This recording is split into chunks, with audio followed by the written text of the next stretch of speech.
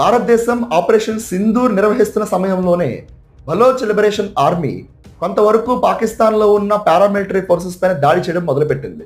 అందులో భాగంగానే పాకిస్తాన్కి సంబంధించిన గవర్నమెంట్ ఆఫీసుల పైన వాళ్ళ యొక్క జెండాని ఎగరేస్తున్న విషయం నేను గతంలో కూడా చెప్పడం జరిగింది. ఇప్పుడు తాజాగా బలోచ్ నాయకులందరూ కూడా స్వాతంత్రాన్ని ప్రకటించుకున్నారు. ఐక్యరాజ్య సమితికి సిఫార్సు ఇచ్చి డెమోక్రటిక్ రిపబ్లిక్ ఆఫ్ బలూచిస్తాన్ దేశంగా మమ్మల్ని గుర్తించండి అని చెప్పి వాళ్ళు సిఫార్సును పంపించారు. అలాగే పాకిస్తాన్లో ఉన్న నాయకులు కూడా అల్టిమేటం జారీ చేశారు. ఇప్పుడు బలూచిస్తాన్ వేరే దేశంగా ఏర్పడడానికి వాళ్ళు పూర్తిగా సంసిద్ధం అవుతున్నారు. అయితే పాకిస్తాన్ ఈ విషయాన్ని ఎలా డీల్ చేస్తుంది అనేది వేచి చూడాలి.